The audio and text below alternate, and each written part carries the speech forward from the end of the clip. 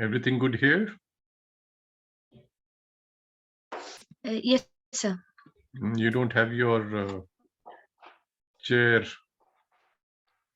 Yeah, we have started 20 minutes earlier, sir. We'll inform them to join. This is at 5 o'clock, and it's just 20 minutes, so they should start joining in now. Have you spoken to them? Okay, sir. Yeah, they knew about it. I will again message them to join it. Yes, please. That would be necessary, I think. Yeah, You have. sure, sir. Oh, I think they may be in the previous session, no? Okay, that's what you said. No, Tangirela and Shankar Narasimhan. Yeah, we have one tutorial with them in the afternoon. In afternoon. Okay. ठीक है. They knew So about it. keep the slide on. Ah, Yeah, yeah. sir. Yeah.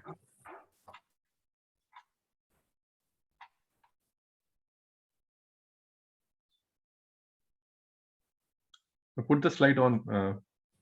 Yeah, I'm just doing it. Okay, sorry. Sure, I'll leave. Hello, sir. Yes. Raj, sir. Yes. So when you added that email ID in as a attendee, so they received the email, right? They can join the link. This tutorial. Yeah. I sent them a follow-up mail also, Okay, yeah, cool. but I have not received any response. So I believe no response is all good. Okay.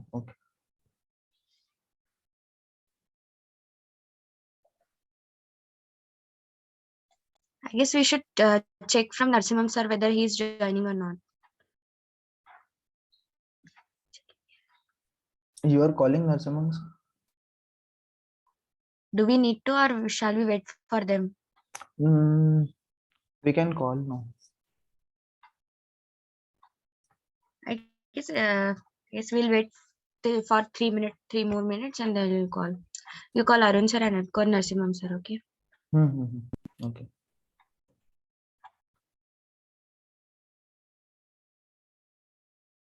Saili right side में कुछ ऐसा patch दिख रहा है क्या तुम्हें इधर? नहीं, सही है. कुछ नहीं दिख रहा ना? अभी नाम ठीक है ना? नोटिफिकेशन. हाँ ठीक है, वो 1 सुबह में हो गया था इसलिए. अभी तो अरुण सर ही लेने वाले हैं.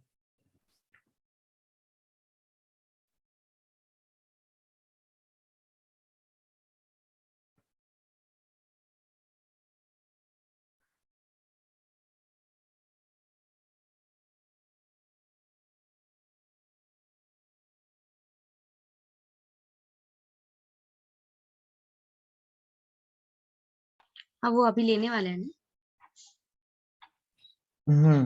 कॉल हाँ, करते. अरुण सर को लास्ट टाइम में करा था 5 मिनट पहले, तो बोले थे हाँ बस ज्वाइनिंग कर रहा हूँ. हाँ ठीक है, इसलिए वेट कर लेते फॉर. अभी कोई सेशन नहीं था ना, लाइक प्लेनरी सेशन 3:30 तक ही था, यही है अभी. Okay. Will call in 5 minutes. Okay. तो नरसिम्हा सर को बोलना है कि वी शुड राइट, उनको बोलना ही है. एक काम कर दे, टेक्नोलॉजी के बाद कॉमा ऐड कर दे दोनों इसमें.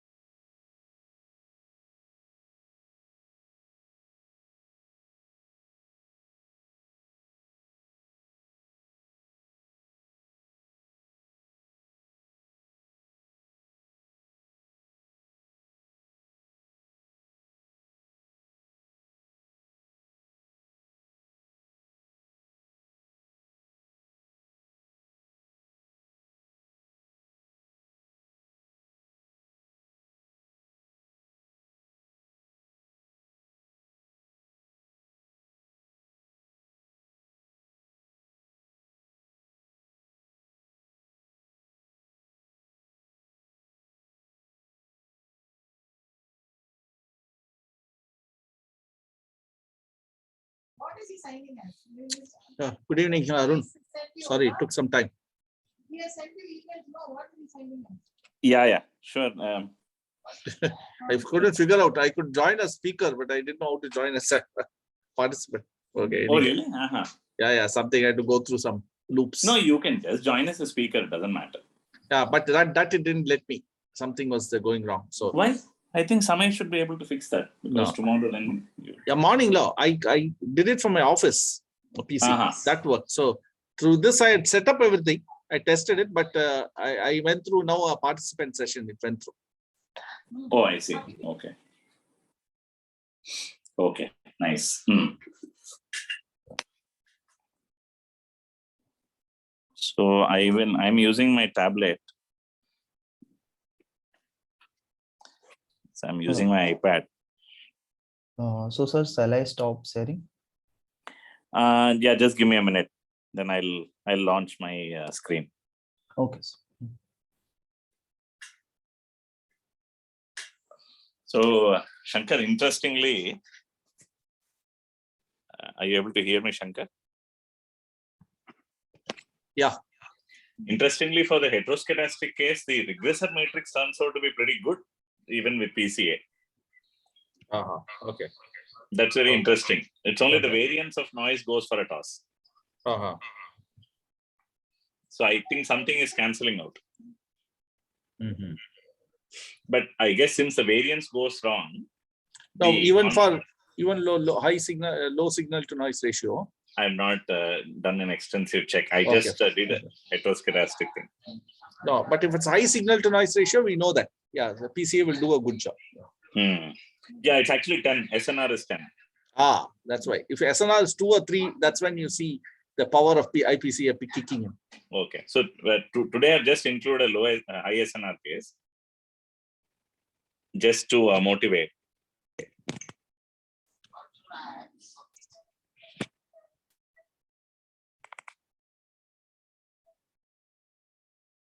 So Samay, I'm ready to share my screen. Okay, sir.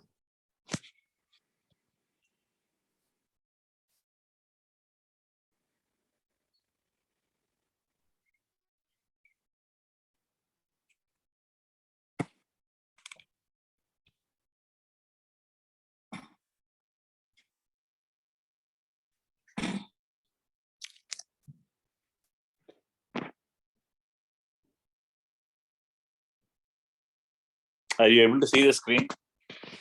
Yes, sir.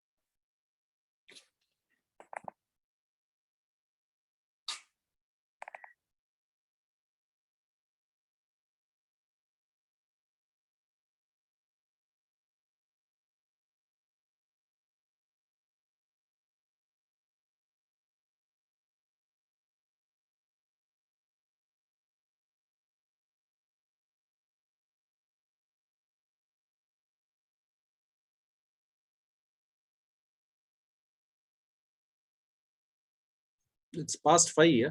I think somebody introducing. No, I think we can get started. It's just 5-1. So Samay, shall we get started? Yes, sir, we can start. Or do you want to wait for one more minute? Or people delayed from another previous session? Because there must have been a session previously, no? Yes, sir. There is one session that is still in Okay, progress. so So we'll we give can wait. ourselves one more minute. I can see participants joining. Yes. So Shankar will wait for one more minute. Sure.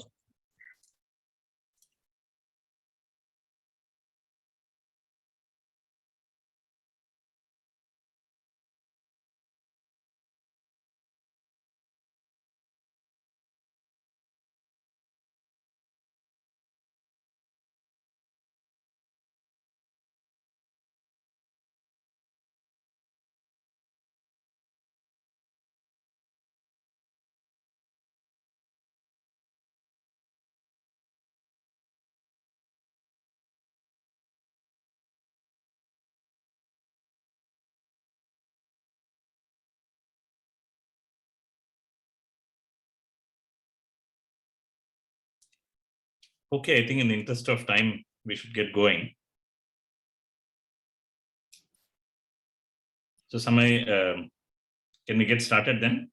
Yes, sir. We can begin now. Okay. It is. Okay. So welcome back to the tutorial on model identification using PCA and its new variants.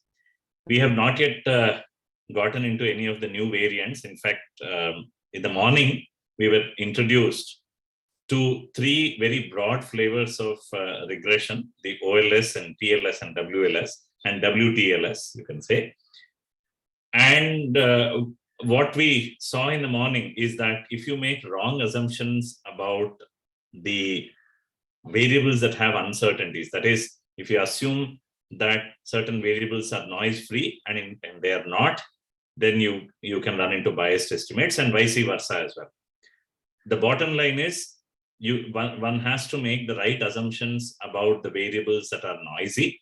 And then furthermore, as we will see today, and of course in the remaining sessions, that we need to also know an important piece of information, which is the uncertainty levels in each of the variables that we are assuming to be error prone.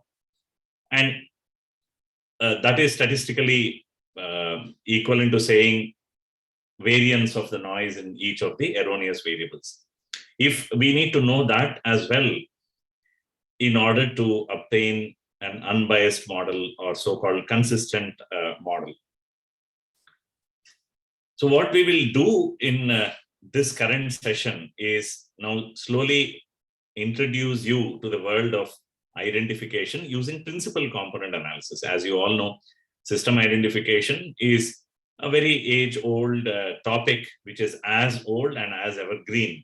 As Shankar said in the morning, regression alone with 100+ years of literature continues to attract attention. And I would say regression is much, much older than just 100 years. So identification is also equally old.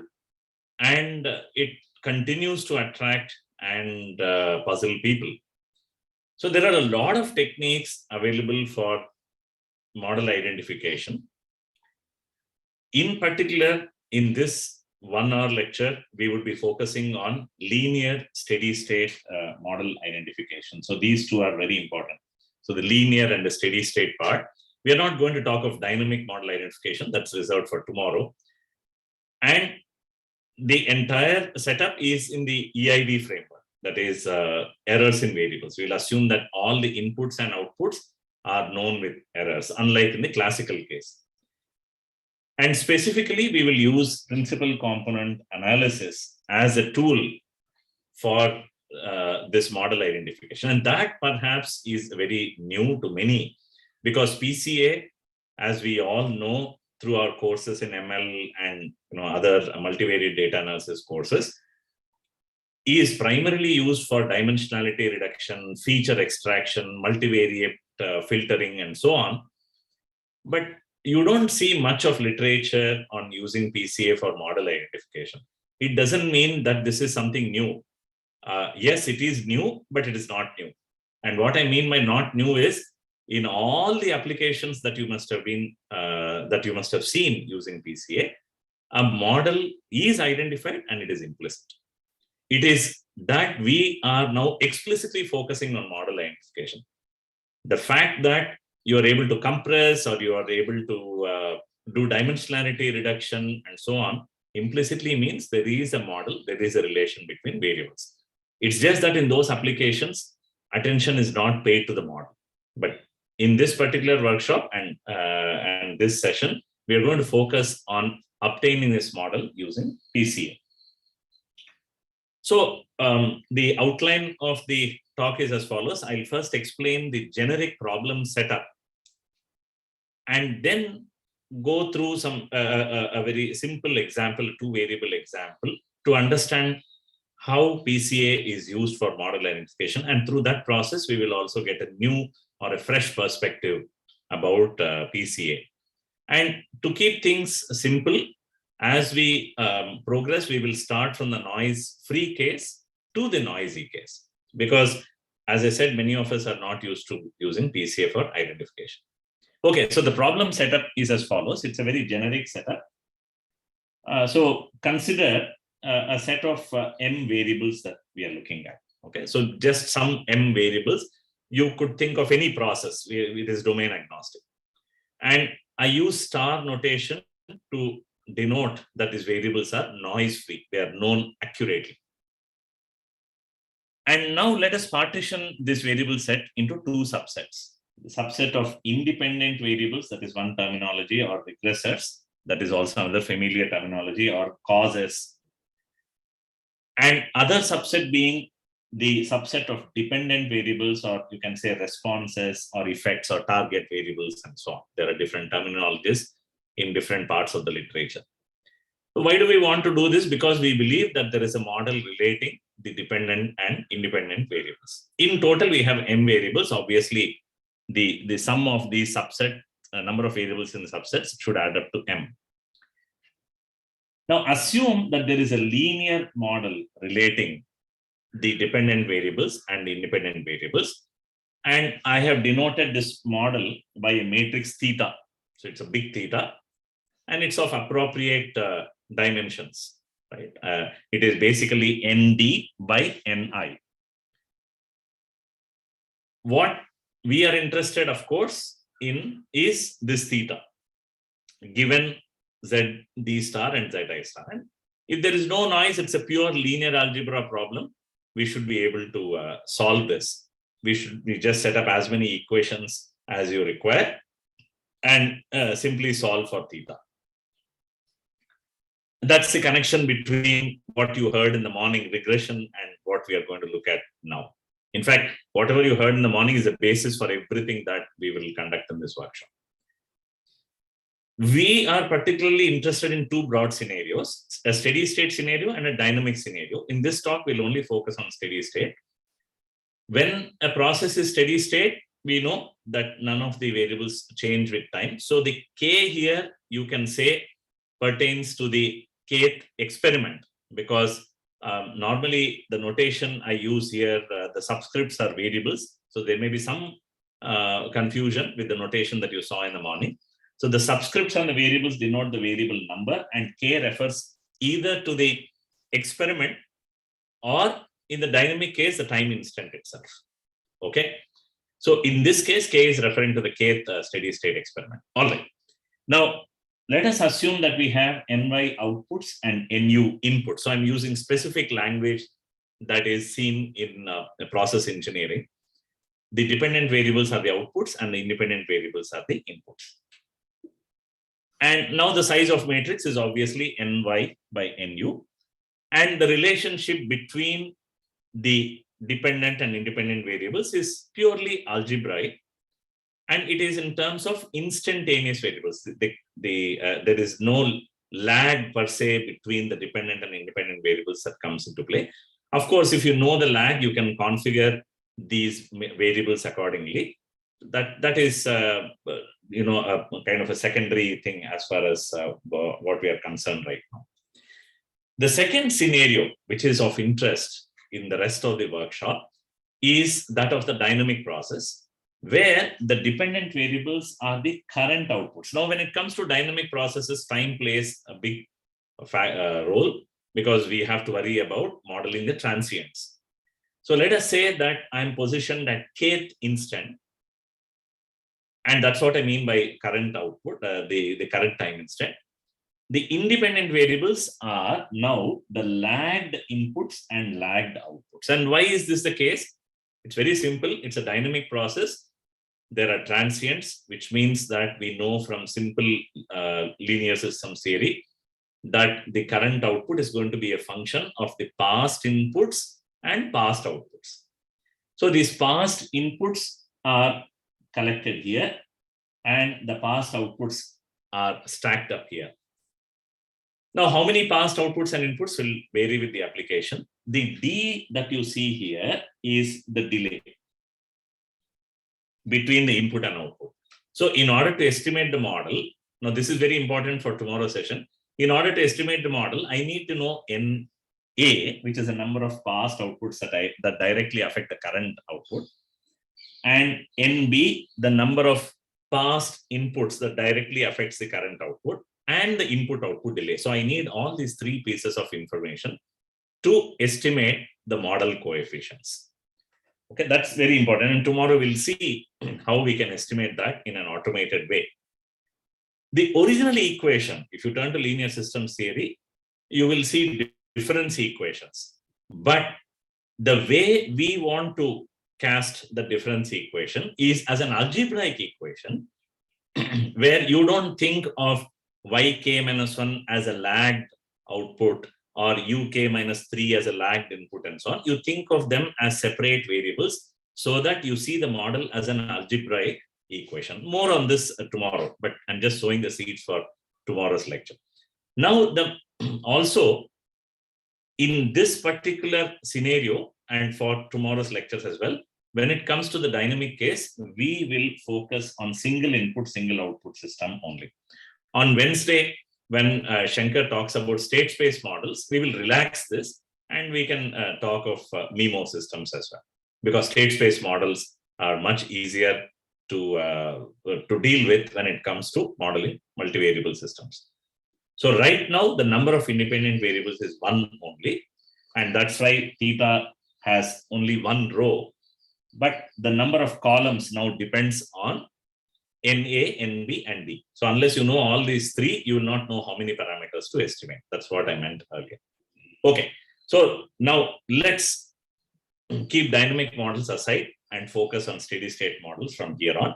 And we will particularly learn how to use principal component analysis to identify steady state models. This is a simple motivational example. It's also present in my book. In the last chapter on multivariable identification. Very simple, consider two variables, noise-free observations, 100 observations, such that Z2 star is 2Z1. So here is a plot of the data, right? Let me zoom in this into this plot for you. So you can see that I'm not only showing the data, but also two lines. We'll talk about those two lines very soon. The first thing that you can see I have done in terms of the equation is I have rewritten this particular equation in this fashion here. Okay, so this is often known as model, whereas in the I would say optimization language, we would call this as a constraint. Okay, so what is the fundamental difference between model and a constraint? There is a very subtle but very, very important difference, which is that when we talk of models, we have already identified or partitioned the variables into independent and dependent variables. But when it comes to constraints, there is no such distinction that is obtained. That is observed. We do not really distinguish between independent or dependent variables. We just put in all the variables on the left-hand side, and the right-hand side is typically 0. Of course, you could have a non-zero value, but we will assume hereafter that it's going to be 0. So if I give you a constraint, I'm not necessarily communicating which is dependent and which is independent. But if I give you a model, I have not only communicated the relationship, but also told you what the dependent and independent variables are. So that makes a big difference. And when we use PCA, we start with identification of constraints first and then go on to getting the model. See, if I give you a constraint, you can always discover the model provided you know which is dependent and which is independent, which is known typically at the modeling stage. But in PCA, what we do is PCA-based identification. We deliberately throw away those labels on the variables and identify the constraints first. Why? Because PCA is such a fantastic tool and we want to make use of it. And then after the analysis is done, we then partition the constraint matrices or this constraint vectors and so on, and then recover the relationship. I'll show you shortly how to do that. Such an analysis often is called symmetric analysis, where we are not discriminating between independent and dependent variables. Okay, so let's focus on these lines that I show here, the plot that I show here. Obviously, all the data is falling on this red dashed line. We want to discover that line, but as they say, tell me about your friend and I'll tell you who you are. All right, tell me who your friends are and I'll tell you about your character and so on.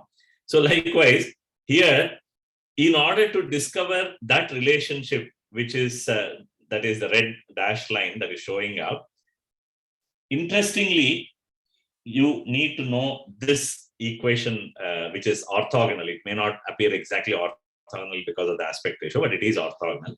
So that line here, so the line that I'm showing here is the one that is of interest to us. If I know that, that is what is the constraint, and then I can get the model. Okay. So interestingly, there is no scatter of the data on that line. Okay. The other way of looking at it, as you must have seen in standard PCA based PCA textbooks and so on, is that this is yet another basis. So we have drawn the data in the Z1 star, Z2 star plane to begin with, but now you can think of rotating these two axes in such a way that the data falls entirely on one axis and there is no scatter on the other axis. So PCA is about discovering those axes as well. So there are geometrical introductions, there is linear algebra introduction and so on, and statistical introduction. Statistical introduction is very popular, but we'll start with the linear algebra introduction and then go on to the statistical one that is very popular. So our goal is to discover that perpendicular, we'll focus on the line, the black dashed line, in order to get the model. And the general constraint form is what I'm showing you in equation 7. This is what we want to discover. As I said, we'll pretend we do not know which is independent, which is dependent. So we just want to get A11 and A21. It should be A12, I'll correct. This will appear correctly later. This, once I'm given A11, A12, I can do whatever I want, because in certain cases, I may know Z1 and I want to calculate Z1 star and I want to calculate Z2 star. Or in certain other applications, I may know Z2 star and I want to infer Z1 star. So that is the advantage of identifying, another advantage of identifying the constraint rather than the model itself. Okay, so in linear algebra language, we are seeking a linear combination of the variables that yields null. Right? And so for some of you, this must ring a bell that we are interested in null spaces. And that's where we are heading. So let's introduce these matrices. These are very standard in PCA based literature. So we stack all the measurements. The first column containing Z1 star measurements starting from 0 to 99, or it can go from 1 to 100. That's okay. And likewise, the second column containing Z2 star.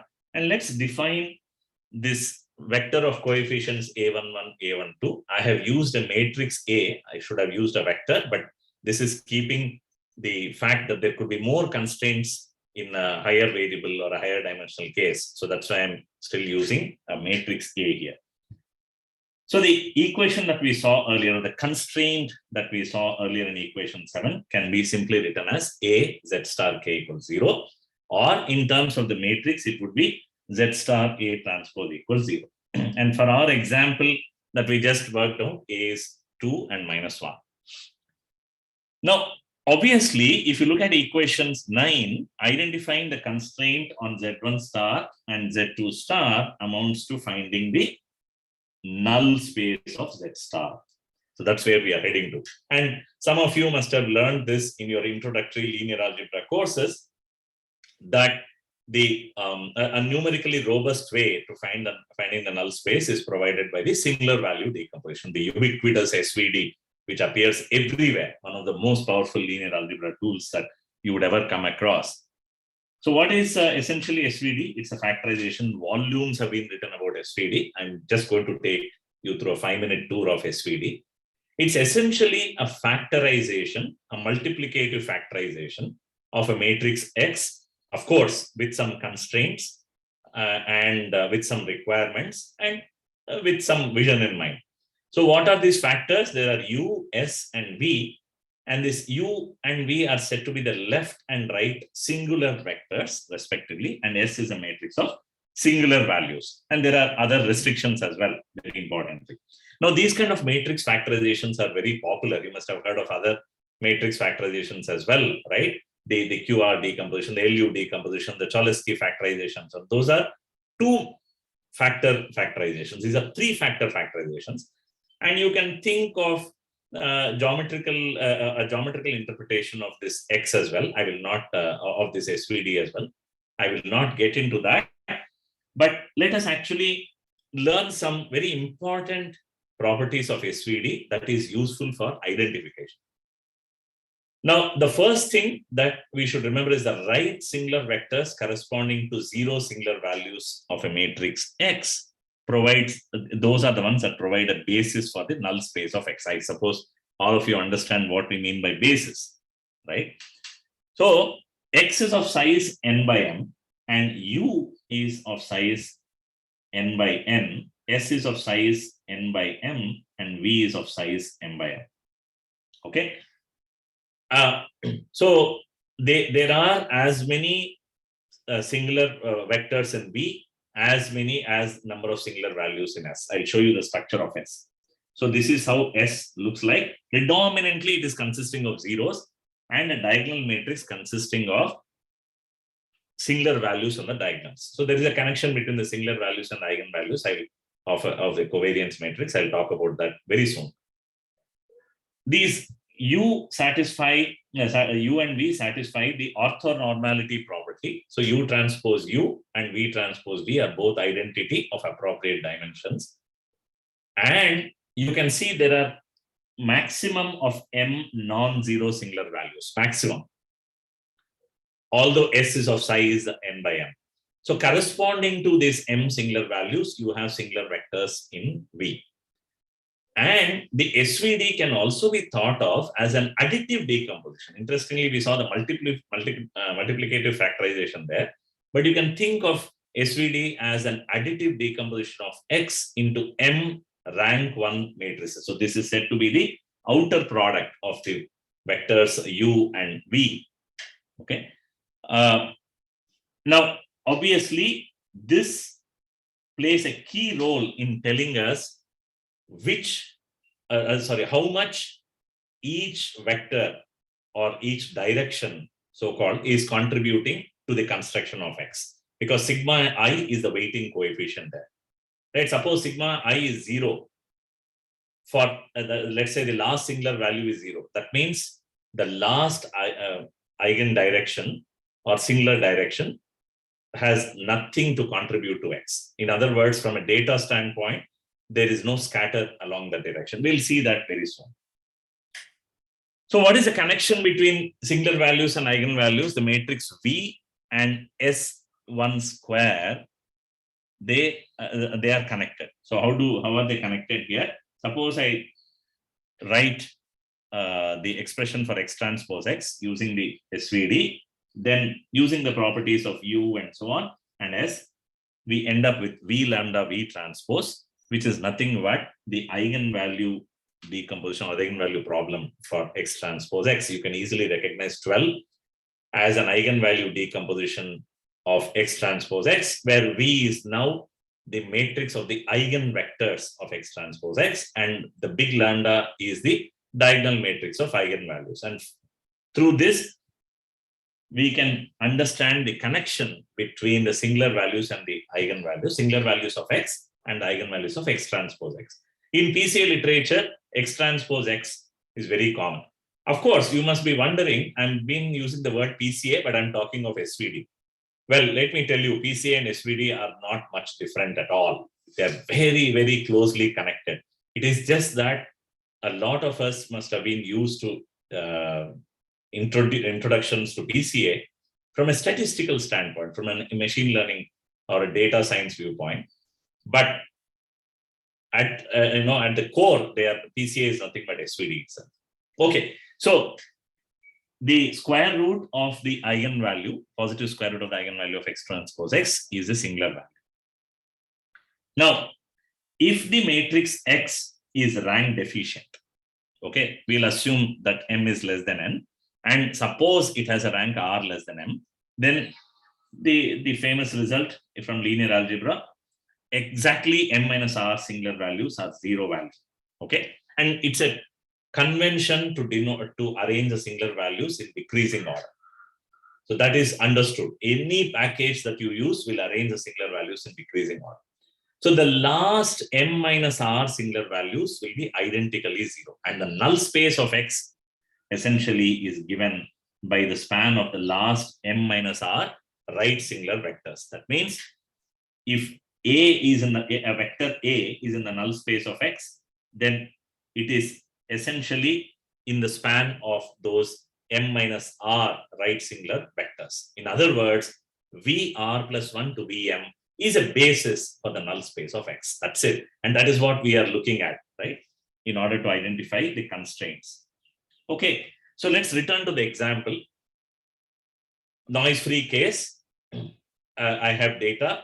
I have 100 observations, and these are the singular values. You can use SVD in MATLAB to get this. And we can share the MATLAB scripts later on for this demo examples. Absolutely not an issue. So you can see one of the singular values is 0, straight away telling you that the Z star, which has been arranged as Z1 star, Z2 star, is rank deficient, which means although you have 2 columns, you just need 1 column. But people typically tend to ask, which column should I retain? That there is no answer. There is no unique answer. But what it says is the entire 2D data can be compressed into 1 dimension. That is what it means. Now, corresponding to this 0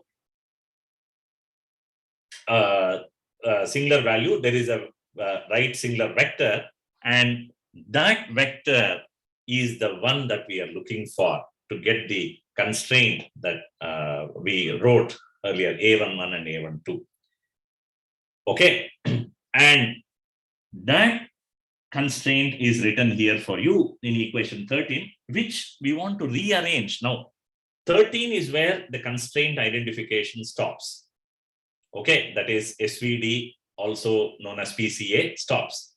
Now, you can rearrange this depending on which you call as a dependent and independent variable. So if you say Z2 star is dependent variable, then you scale it in such a way that the coefficient of the dependent variable is unity, and then you recover the model.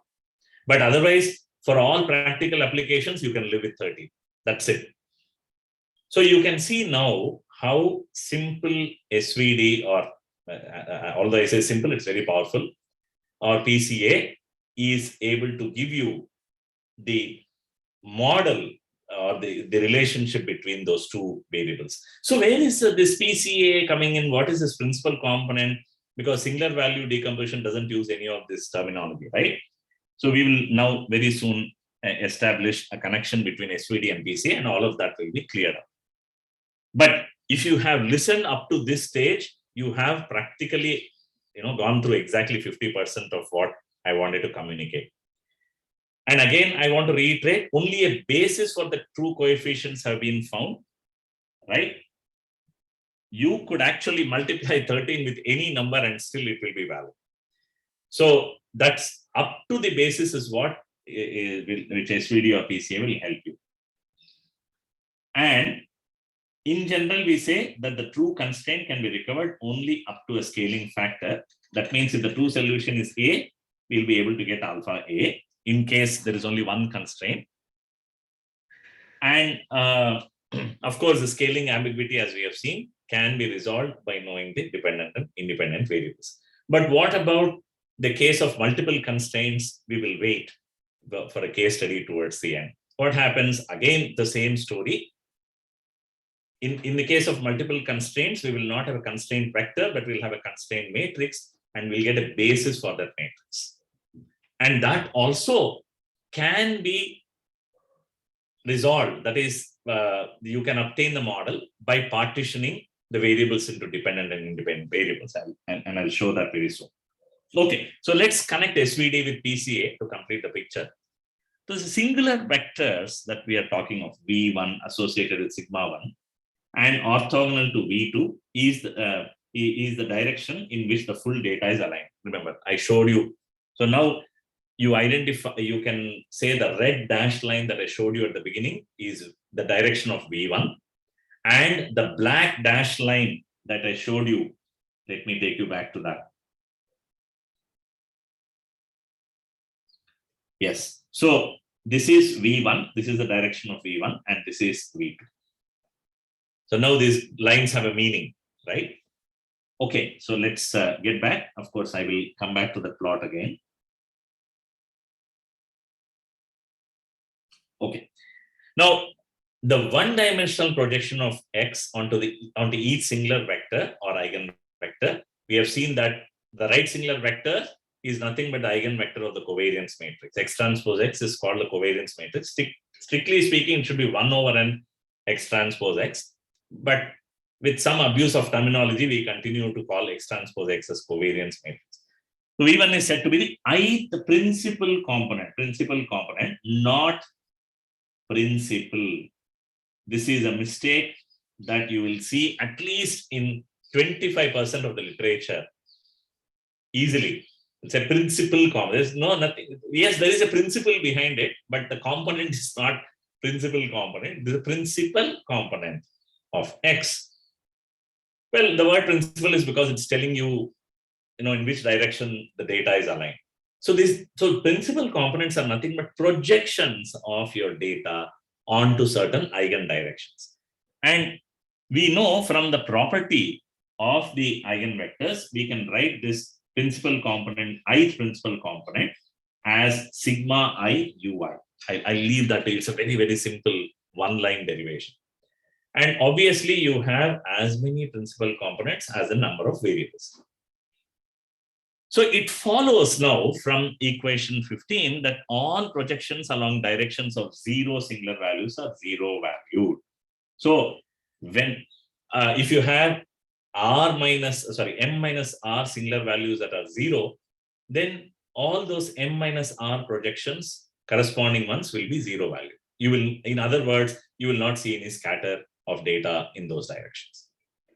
And from a compression or a dimensionality reduction viewpoint, which is the one that is very popular, it is sufficient to store only the non-zero projections as against storing all the m variables. I must tell you that each P1 is n by 1. So the extent to which you can compress obviously depends on the extent to which the variables are related or the extent of redundancy that you have in the data and so on. Okay. Of course, a formula can be given as well. And for the example, just quickly returning to the example, we had one singular value being 0, which tells us that it is sufficient to store only the first principal component, and as against storing both Z1 star and Z2 star. This is what I told you earlier. The question is not which one should I store, Z1 star or Z2 star. That is not the correct way to think. The question is which principal component to store, and it turns out that it is sufficient to store P1 and a couple of other the singular value information in order for us to recover Z1 star and Z2 star. So a compression factor of nearly 2 is achieved, right? So just for your own illustration, I have now the data with the directions labeled as V1 and V2, the first eigendirection and the second eigendirection. And just to confirm that indeed the second principal component is 0 valued, I'm showing you an illustration here. So at this point, I just want to pause for 1 or 2 minutes before I take you to the rest of the journey, because we are exactly midway. Any particular questions? Do we have anything in the chat window?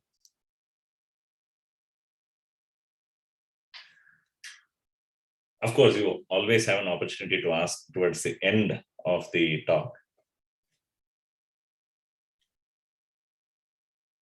Shankar, shall we proceed? I don't see any specific questions as of now. There are no questions. Yeah. Yeah. Do you want to add any remarks, Shankar? Very quick remarks or anything on what has been. Not. Okay. So I'll just proceed then. Okay. So as I said, what is generally popular is a standard statistical approach to PCA, where the setup is in the context of random variables. So until now, we talked about linear algebra, where we didn't talk of any random variables at all. But if you go back to the origins of PCA, you'll probably be taken back to Pearson, and on the problem of fitting lines to data, and it's in a nice statistical setting. So that's how PCA has acquired a very nice statistical flavor. But over the years, people have discovered that, of course, linear algebra introduction can also be given like we gave just now. So what is this standard approach? Given m random variables now, this is not data that we're talking of. We have m random variables. And because random variables are characterized with mean, covariance, and so on, this is a vector random variable which has a covariance matrix sigma z. Is a mistake here, it should not be sigma x. The goal in PCA is to construct linear combinations. Now, this is another very interesting way of looking at PCA.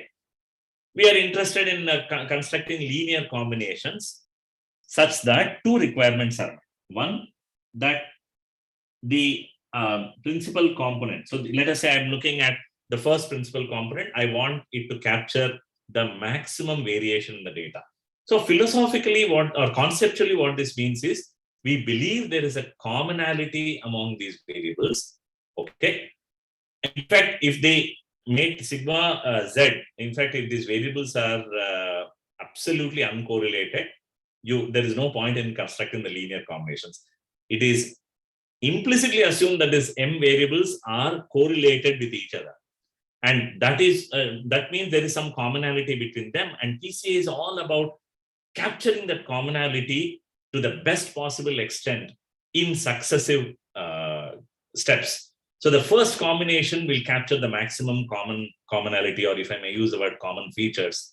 And then the second principal component will capture the next set of common features and so on. And the way we want to construct these different combinations is such that they are uncorrelated. So in some way, you start with a set of random variables that are correlated and end up with a set of new random variables, which we call as the principal components, such that the new principal components or new random variables are uncorrelated with each other. Okay. So of course, geometrically, which means that you are looking at orthogonal directions. So everything is the same language there. So because we want to construct these linear combinations, it should be V, not B. Correct that when I share the slides. So Vi transpose Z is the first combination that we want to construct. Okay. So Pi, you start with I equals 1. When I equals 1, P1, you will construct as V1 transpose Z. And how do we want to construct this? We want to construct such that the variance of P1 is maximized. That amounts to conceptually saying, I want to capture all the common variations in the variables. And if I want to get a unique solution, some kind of constraint, this also, I'm sorry for these mistakes here. So Vi 2 should be equal to 1. That means if we want a unique solution, we have to impose some kind of constraint on the vector V, or the coefficient of combination vector, and we impose a unity 2 norm requirement. Otherwise, you will not get a unique solution. So P1 is V1 transpose Z, and V1 transpose V1 is 1. Now you can solve this optimization problem. I'm not going to go through the derivation, and you end up with this equation 18, which straight away tells you that the optimal solution, the star here is to tell you the optimal thing. It's not about being noise free and so on.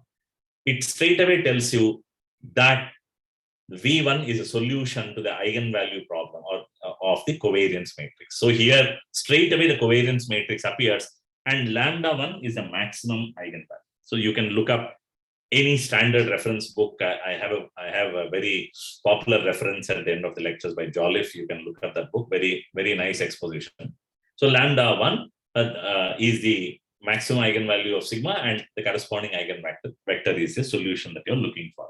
And to obtain the second PC, we essentially solve again a similar problem, but now with an additional constraint, which is that the second variable, random variable P2, should be uncorrelated with the previous random variable. Otherwise, the rest of the constraints are the same. Now it turns out once again that the solution is given by the eigenvalue of the eigenvalue problem of the covariance matrix, but this time lambda 2 is the second largest eigenvalue of the covariance matrix. That's the beauty. So straight away, now continuing this in this fashion, we obtain the remaining m-2 vectors or coefficients of combination, and it's the same. This matrix V that we talked about is a matrix of eigenvectors of the covariance matrix. Of course, until here there is no data. In practice, you replace all of this. So sigma z is replaced by its estimate that you construct from beta, and then you do an eigenvalue analysis of the covariance matrix, and that's it. So you get your eigenvectors straight away and eigenvalues also. Obviously, the eigenvalues have a meaning. In that, it tells you what is the variance of each of the principal component that you are constructing. Right, variance of pi is lambda I, and the normalized eigenvalue represents a fraction of variance explained by each PC. That is the interpretation. So in practice, what you would have seen about PCA is you collect observations into an n by m matrix Z, and the second step is a very standard step that you will see, that is of standardizing Z, which involves mean centering and making sure that each column has unit norm or so-called unit variance. Now, tomorrow when we talk of IPCA, we will perhaps say this is not required. Mean centering also we will avoid by assumption, but you don't have to necessarily do the standardization when you do iterative PCA. The different kind of standardization is required and in IPCA, and that will take care of this standard standardization. So this step is an option. So you perform SVD of the original matrix or your standardized matrix to obtain your basis vector V, and then you compute all your principal components. And of course, you can change the order of 5 and 4. You can determine our most significant singular values using an optimal rule. Why do I say this? Because in practice, the data generating process is not ideal.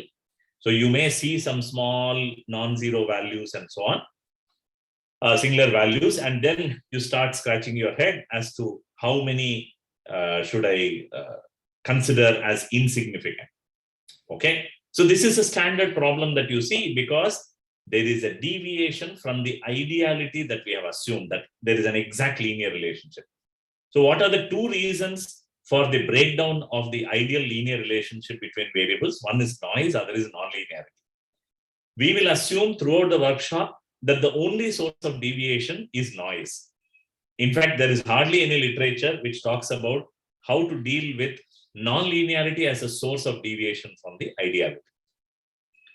And then go on to show if noise is the only source of deviation from the ideality, we go on to show how you can use iterative PCA to exactly identify the rank of the matrix.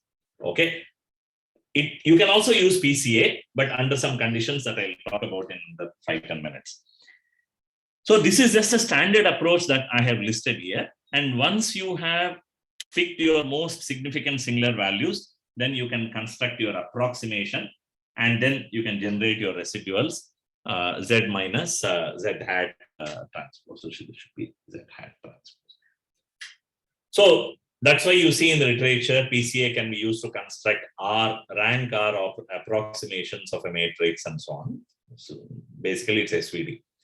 And then you can do whatever you want to do. You can use your residuals for fault detection. You can use, you don't have to construct an approximation. You can just live with the PCs corresponding to the most significant singular values and do compression or dimensionality reduction. Or you can call the principal components as features and so on. We are not going to do any of that. We are actually interested in the matrix V. Okay. And that is where we are getting into. So the last leg of the talk, where we combine all that we have learned with some couple of additional results, is what we are going to talk about now. So the problem of steady state identification is as given here. We are given measurements of NY outputs and NU inputs of a process. And you can see that I have assumed that the measurement error EYI is Gaussian white noise, which means it is temporally uncorrelated. Okay, I hope some of you are familiar with white noise. It's temporally uncorrelated and it stems from Gaussian distribution. So it's the probability distribution governing its generation is of the Gaussian family, and the temporal correlation is 0. That is what we mean by Gaussian white noise. And we assume they are all 0 mean sequences, and that they have each of these output sensor has an error with variance sigma square yi, which is unknown.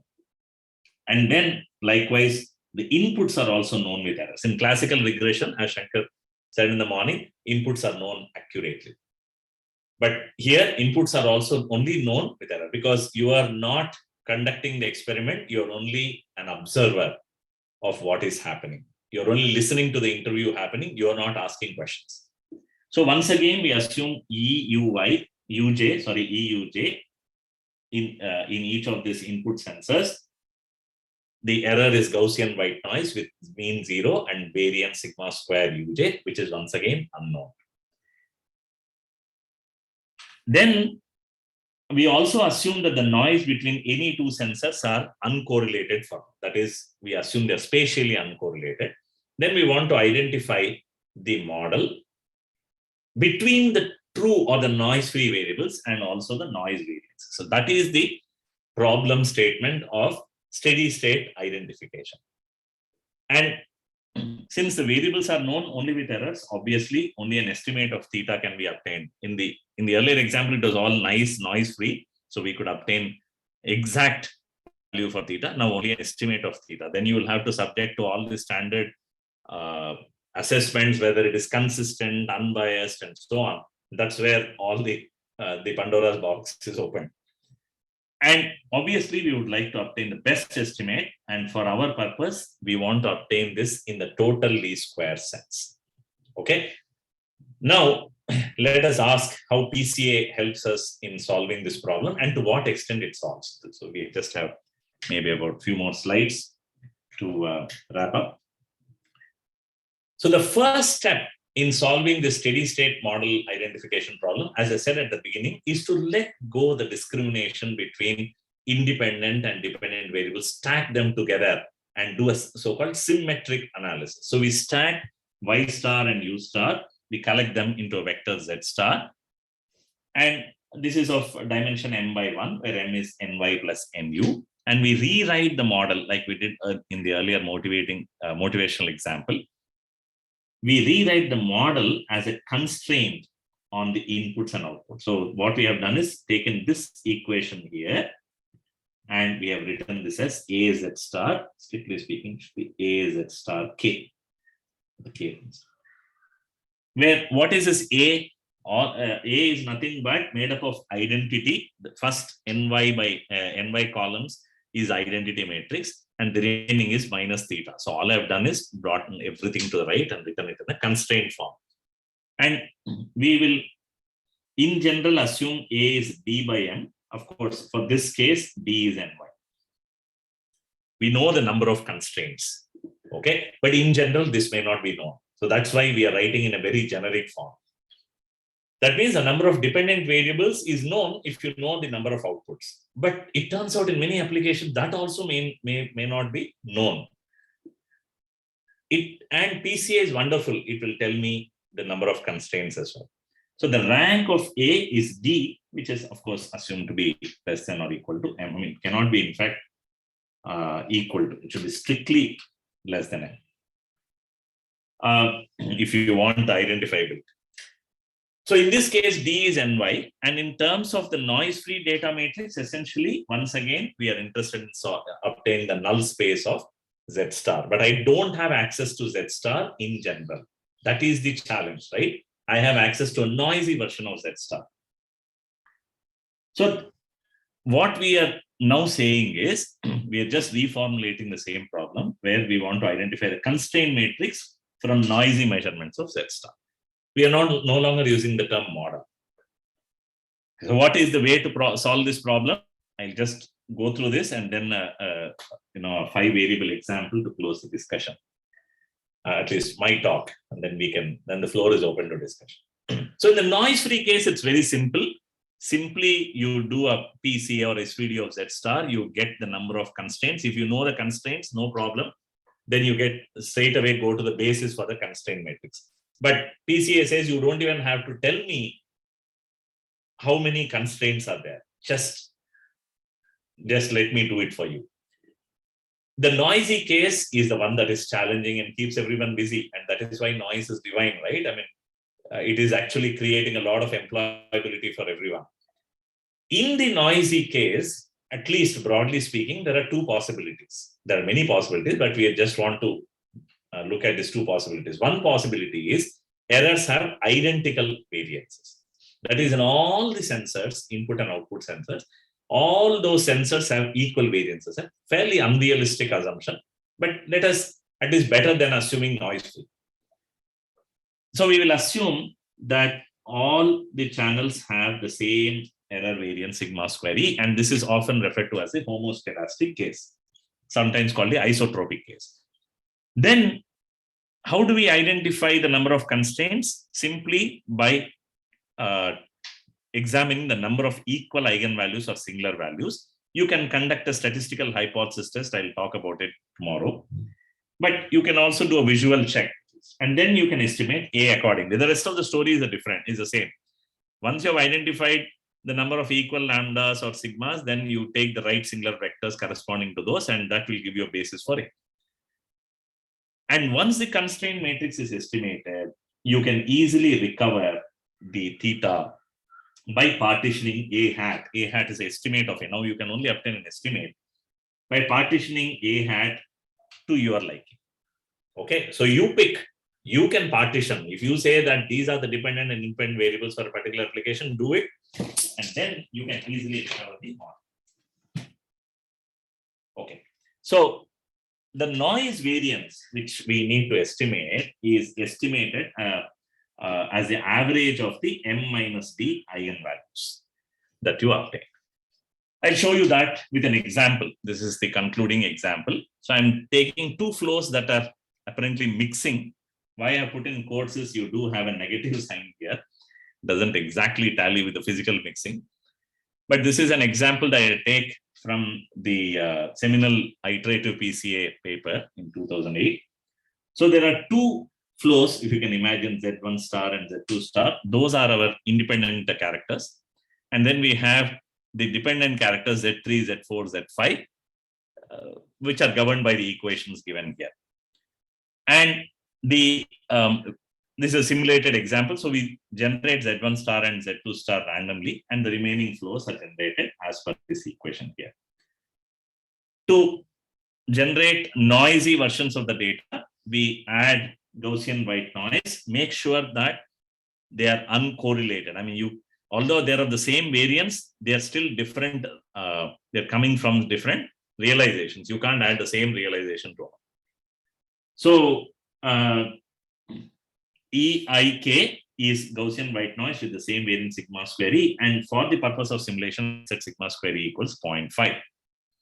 And just for our reference, the true constraint and regressor matrices are given here. So this is theta, this is A, As you can see, this is identity, right? 3 by 3, and the rest is here minus theta. So the objective is to estimate this theta and noise variance from measurements given to us. And first we will examine the results for the noise-free case. But in both cases, we will stack the measurements in this fashion. We will stack it as ZD, ZI. Of course, I told you that we don't distinguish, but this is simulation, so we will first stack it that way. And that is how I have done. And now for the noise-free case, the results are reported here. So I do an SVD of Z star. You can easily see 3 zero singular values, straight away telling you that there are 3 constraints among these 5 variables, and the constraint matrix is extracted as the V transpose, the right singular vector transposed. So your right singular vector is essentially 5 by 3, right? It's actually the constraint matrix, yes. So you will have basically, yes, a 5 by 3, and then you get a 3 by 5.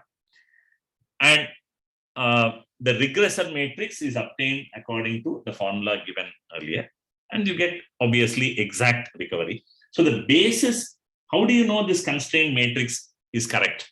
So that's the interesting part. The true constraint matrix is this, and there is absolutely no number by number, element by element matching at all. So how do you know if you have obtained the true constraint matrix? You cannot obtain the true constraint matrix. You can only obtain a basis.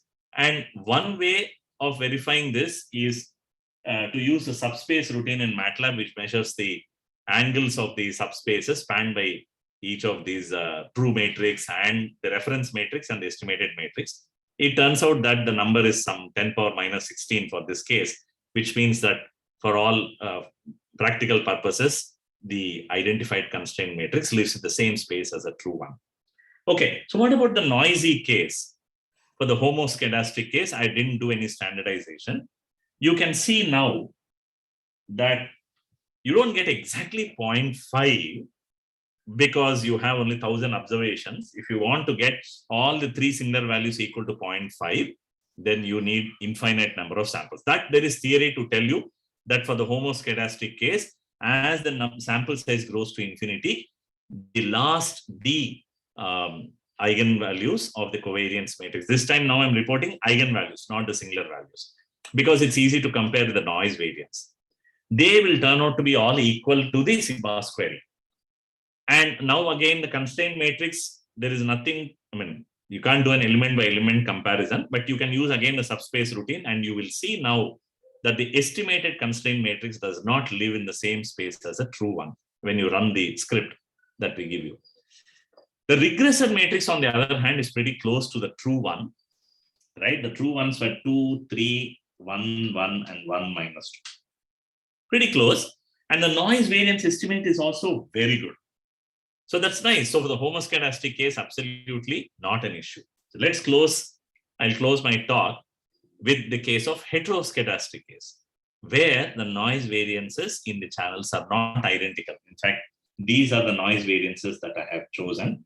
You may wonder, what are these arbitrary values here? These arbitrary values are chosen such that the signal to noise ratio is 10 in each of the channel. So fairly high SNR.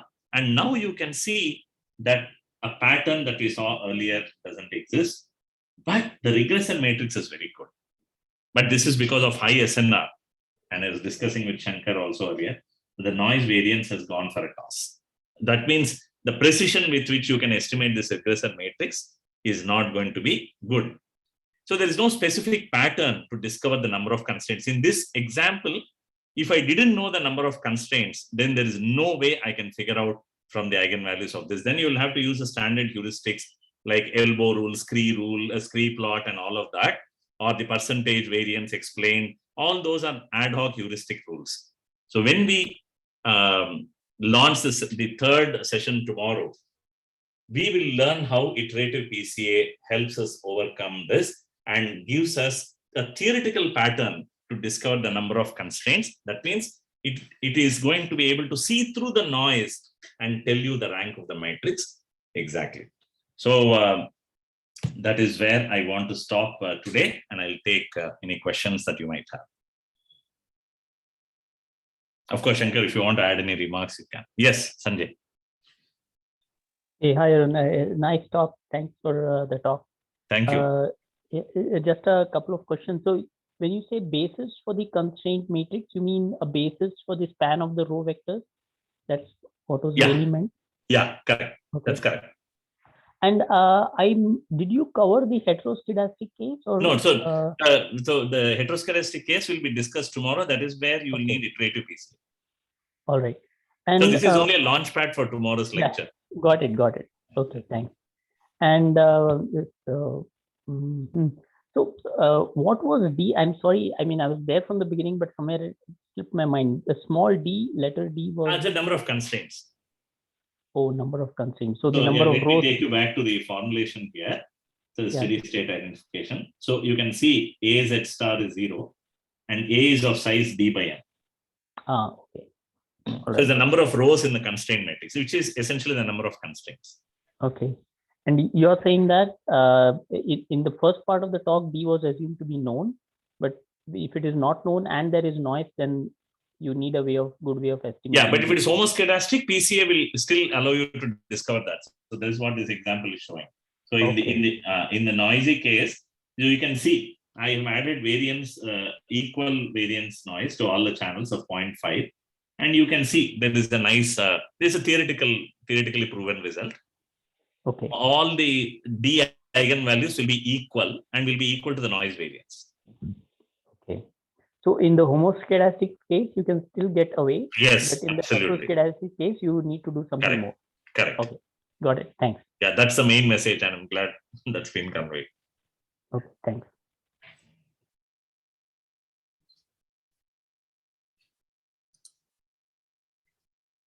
Any other questions? I don't see any raised hand.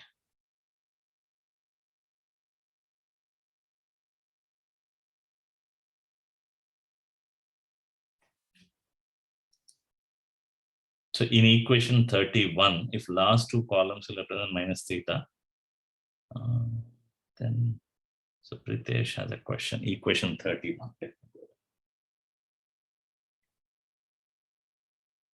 Yeah, correct. This should be -1. There's a mistake. I think that's a typographical. Yeah, thanks. I'll correct that. This is -3. Yeah, this should be minus. Correct. Yeah, that's a typographical error. Thanks.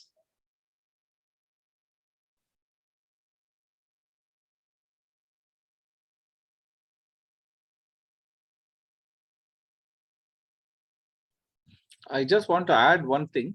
Yes. Since you have been asking, I want to add something.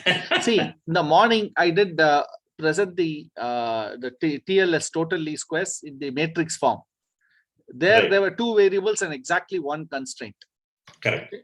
And then I showed that if you put it in, if you use a matrix, what I call way of formulating the problem using vectors and so on, using the Z, which is a stacked vector, you will find that the eigenvector corresponding to the smallest eigenvalue will give you the constraint row elements, the regression elements of the regression equation also. Not the regression equation, but the constraint coefficient. Right. So that is for one equation in two variables. Right. Okay. And I also talked about the weighted least squares. If you actually scale by the sigma of the error, then you will get it. The WTLS will give you the same solution. You can just use the eigenvector corresponding to the smallest eigenvalue to find it.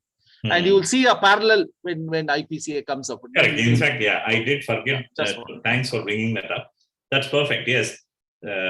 Basically, IPCA is the weighted TLS solution to the weighted TLS problem, or it kind of follows that concept. So all you have to do is convert the heteroscedastic case back to the homoscedastic case. That's the idea in IPCA. But having said that, it is not as easy because you do not know sigma E. So the broad idea is that, as you rightly pointed out, in IPCA, the broad idea is to convert the heteroscedastic to homoscedastic if I know the sigma E. So how do we question that, get that sigma E? is what is the crux of IPCA, and the iterative essentially stands for that. It will iterate between getting sigma E and identifying the constraint matrix back and forth.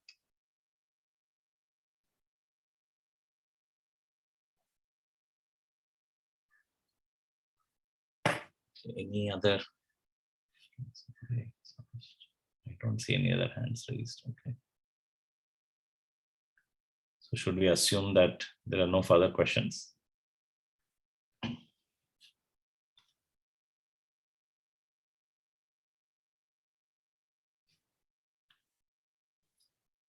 So shall we close the session then, Samay? Yes, sir. Then There is no I- further questions, I guess. Yeah. So either that I was too clear or, or absolutely unclear. So I can think of only these two. But yeah, I think I don't see any further questions. It couldn't have been any more clear, Arun. Okay, It was very clear. Thanks. That I am going to disagree. But anyway, in these things you have to go back and relook in order to get the full hang of things. Yeah. Okay. Okay, so Samay, shall we close then? And Yes, sir. Yeah, and we meet tomorrow at 11:30. Right. Okay, sir. Right. Thank you. Thanks. Thank you.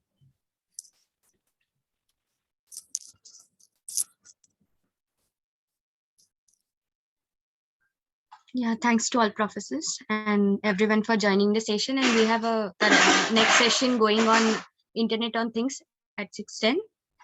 So thank you all. Yeah, thank you, Sayal.